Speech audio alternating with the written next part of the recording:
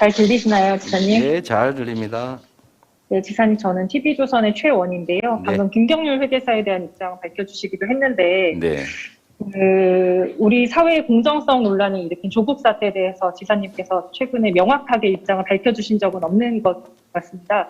어제 프레스데이에서 왜 손을 안 드셨는지도 궁금하고요. 그리고 또 네. 발언을 신청한 후보님들 중에서는 조국 사태가 아니라 윤석열 사태라고 말씀을 하셨는데, 지사님도 이에 동조하시는지 아니면은 다르게 생각하시는 어떤 부분을 다르게 생각하시는지 지사님답게 좀 시원한 입장 부탁드리겠습니다. 이게 저도 가급적이면 회피하지 않으려고 하고 정말 시원하게 말씀드리면 좋겠다는 생각이 듭니다. 제가 정치적 언어라고 하는 걸 참 싫어하긴 하거든요. 그래도 이 참 세상을 살다 보니 마음속에 있는 얘기 100%다 하지는 못하고 살게 되더라고요. 자, 우리 이번에 이제 조국 전 장관의 수사 문제, 가족 수사 문제는 저는 뭐 그 이전에도 여러 차례 표현했는데 진실은 당사자와 하늘 땅만이 아는 거죠, 원래. 그리고 이제 그거를 인간들이 재단을 합니다, 인간의 눈으로. 그래서 뭐 그런 경우도 가끔 있잖아요. 그 사형 선고해가 집행했는데 나중에 보니까 진범이 나타났어요. 그게 인간의 한계죠. 특히 이제 누가 그런 결정 권한을 가질 거냐라고 하는 것이 바로 이제 권한의 문제입니다. 누군가한테 권한을 부여하잖아요. 근데 이 권한 행사는 정말로 중립적이고 냉철해야 됩니다. 근데 이 검찰은 지금까지 대한민국 검찰, 그중에 특수부라고 하는 데는 제가 아는 바로는 없는 죄도 만들고 필요하면 있는 죄는 덮어주고 실제로 그렇게 검찰 권력을 남용해 온 게 사실입니다. 윤석열 검찰이 죄 지은 자를 잘 찾아 처벌했다라는 점들은 평가할 만한데 이 정의라고 하는 게 선택적이어서는 안 되는 거죠. 선택적 정의는 방치된 부정의보다 더 나쁜 겁니다. 그게 불평등이거든요.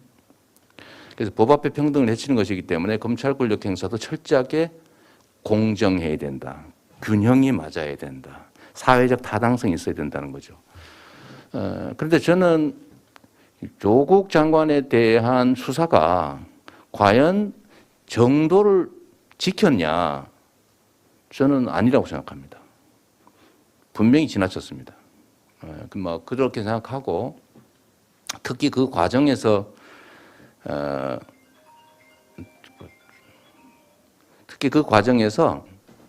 불법적인 피의사실 공표 또 수사 과정 발표를 통해서 엄청난 마녀 사냥을 했죠. 제가 그래서 저도 그런 걸 많이 당했습니다. 저도 뭐 수사도 많이 당하고 기소도 당해서 무죄 받고 겨우 살아나긴 했습니다만 이런 것도 다 사실 검찰권의 남용입니다. 그래서 저는 기본적으로는 검찰권을 불공정하게 행사한 선택적 정의를 행사한 윤석열 검찰에 문제가 있다고 생각합니다. 그러나 또 한 측면에 이런 게 있습니다.